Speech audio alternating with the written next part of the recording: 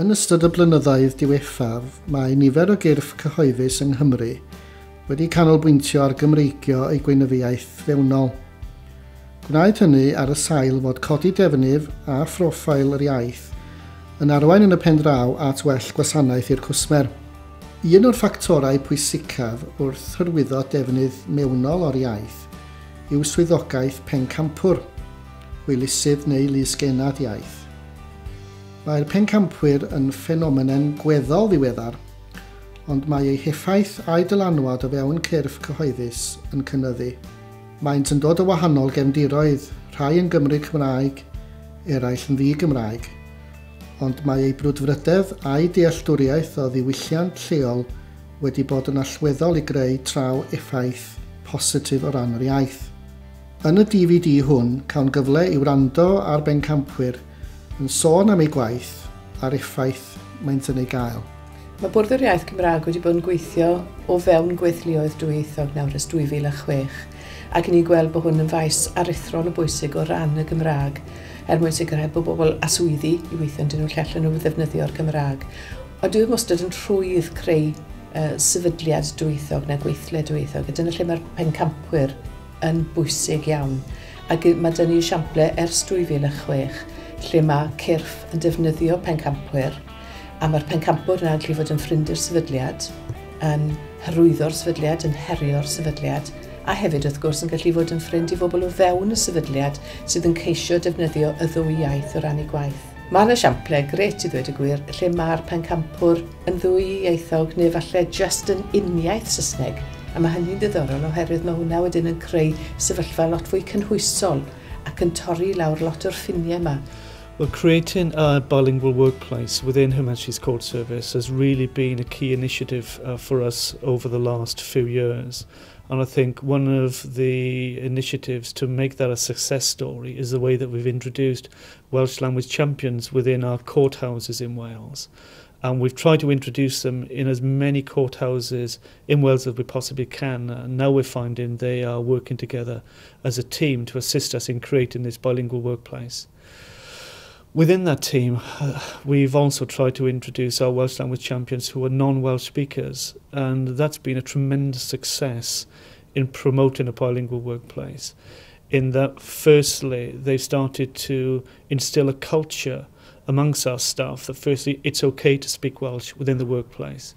And secondly, they've assisted in staff taking ownership of the Welsh language, and that the Welsh language ownership is not simply just for those who are first language speakers within Welsh, but also our non-Welsh language speakers, who we've started to increase our learner base, our learner groups within the organisation, and they've started to even use basic phrases now through their normal working day. What's been key for our success is that it has also encouraged our first language Welsh speakers who work in predominantly non-Welsh speaking courthouses to use the language again. It's as if it's given them permission to start using Welsh within the workplace, and that has instinctively encouraged our learners to also use the language on a day-to-day basis, even using the most basic phrases. Conway's had Welsh language facilitators for many, many years. We developed the scheme subsequent to the passing of the Act, so it's quite well embedded across the organisation.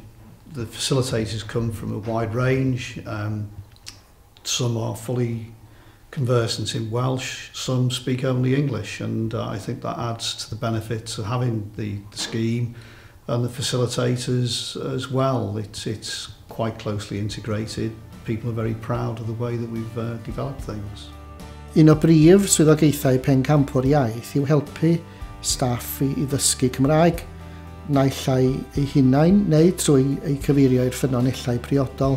My role as a Welsh language champion within North Welsh Fire and Rescue Service is to support individuals that have shown an interest in the Welsh language and to provide them with CDs and as much support to make them more relaxed and to feel at ease with the language, to give them the opportunity to practice it in the sort of Welsh ethos of the station, where it's mainly greetings and simple instructions to make it more relaxed as a learner.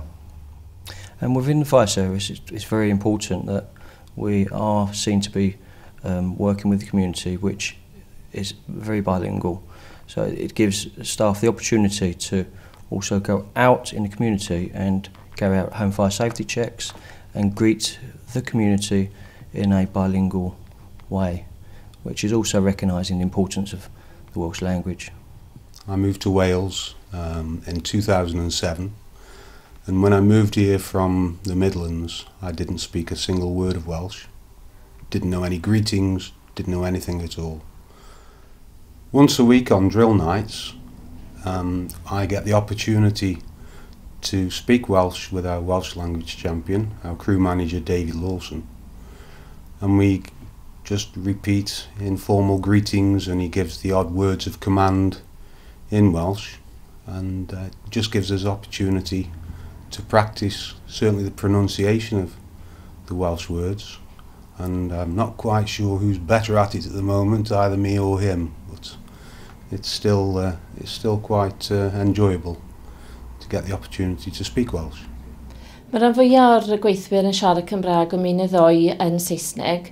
Nhw ddim yn rhy siŵr i ddechrau dysgu Cymraeg, ond maen nhw wedi mynd ar cyrsus a wedi mwynhau yn llawer. Maen nhw'n dod nôl yn mynd i gofyn i fynd ar rhagor o cyrsau. Ni wedi bod yn dathlu dydd Gwyl Dewi, cael tym bach o sport mewn, a maen nhw yn siarad fwy o Gymraeg yn yr uned ar hyn o bryd. Mae'r Pencampwyr hefyd yn gyfrwng pwysig i wella gwasanaeth dwyieithog y sefydliad i'w cwsmeriaid.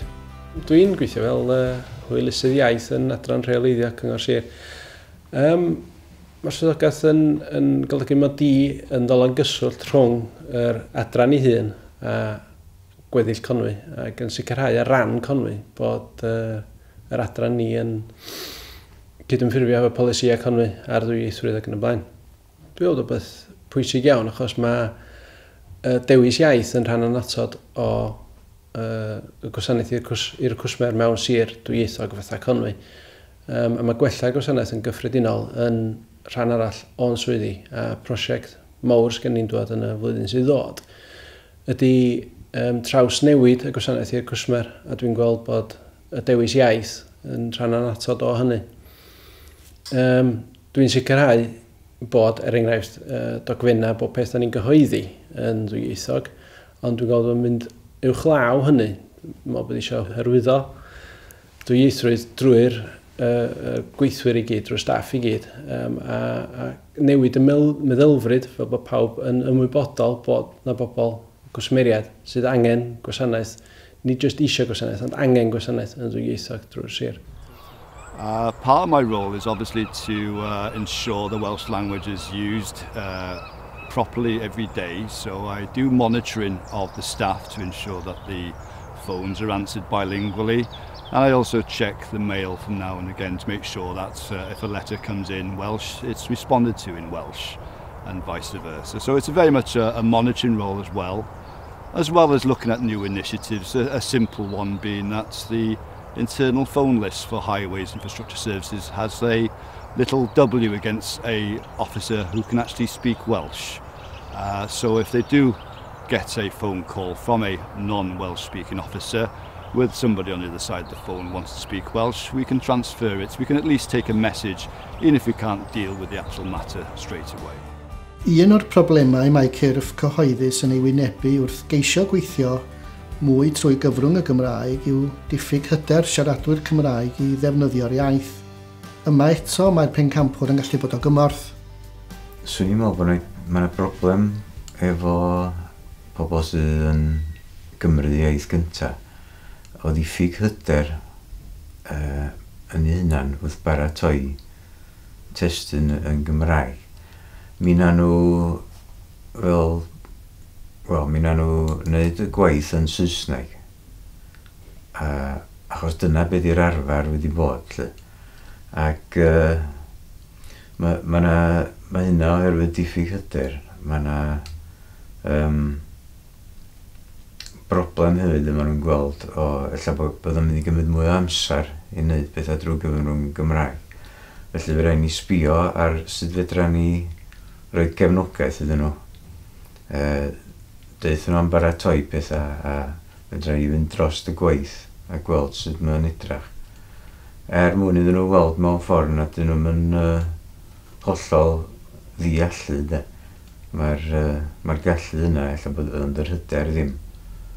Ac efo'r ei Gymraeg, y sefyllfa fan nhw ydy bod nhw'n eitha parod i ddod â gwaith i'w gyfieithu.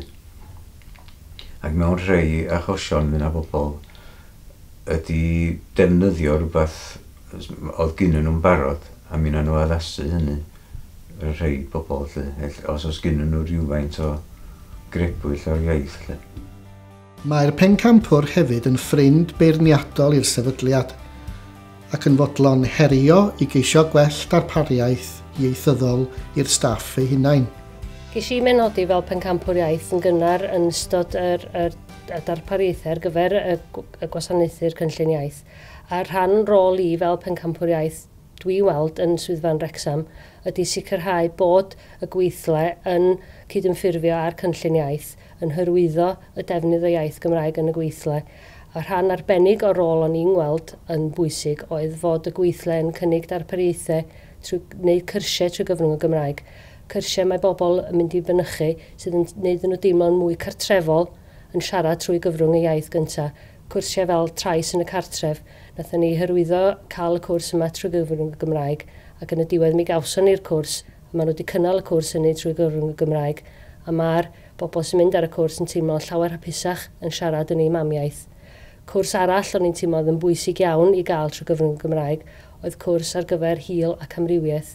Oedd hwnnw yn uniaith Saesneg i ddechrau, ond ar ôl gofyn a gofyn a gofyn, mi gafodd y cwrs ei gyflwyno wedyn trwy gyfrwng y Gymraeg. I see it as an important part of being a Welsh language facilitator for this service is to challenge others, especially when we are producing information and documentation, that it is to be produced bilingually. Had experienced some difficulties, but I think through persuasion and discussion and two-way focus on what we want to produce, it's come out all right so far. Mae Pencampwyr hefyd yn cael pleser a boddhad o'i gwaith. Y llwyddiant fwyaf yn fy marn ni i wneud staff yn ymwybodol o ddefnyddio'r iaith Gymraeg, lle rydym wedi gosod cornel Cymraeg a nifer o cylchrodnau ar y ford mwyn i nhw cael dysgu. Fel Pencampwyr yn gwasanaeth prawf, y bys dwi'n gael ydy codi profil yr iaith Gymraeg yn y gweithle. Mae yna brif weithredraig newydd wedi dechrau yn y gwasanaeth prawf sy'n awyddus iawn i ddysgu'r Gymraeg. Mi ddoth i gwmpas y swyddfeydd tua 3 mis yn ôl. Dwi yn bersonol yn gyrru geiriau'r mis allan i'r gweithwyr i gyd. Mi nath i sylwi ar rhain ar y wal wrth y nesg ac ers hynny mae wedi gofyn wrth iddi yrru'r geiriau yma ati hi bob mis hefyd. Dwi'n gwybod i bod yn ei gwerthfawrogi, mae'n gyrru e-bost yn ôl i fi bob mis yn diolch amdanynt. Yn gwbl greiddiol i lwyddiant Pencampwyr Iaith, o fewn ei sefydliadau yw arweiniad a sêl bendith corfforaethol, gan mae hyn yn y pen draw sy'n brenaru'r tir. Wel, wedi ar 2006, mae'r bwrdd wedi gweld effaith mawr y Pencampwyr yma mewn gwahanol sefydliadau. Mae Cyfiawnder Cymru wedi defnyddio'r model yma, mae cyrff fel yr heddlu wedi defnyddio'r model yma, ac mae'n bositif iawn o ran creu sefyllfa lle mae'r Gymraeg a'r Saesneg yn cael ei gweld fel elfennau pwysig o fewn y gweithle. My attitude is it is the right thing to do, it's the right thing to do for the individuals, it's the right thing to do for the organisation, and it's the right thing to do for the community. It's got to be supported and have that leadership and guidance.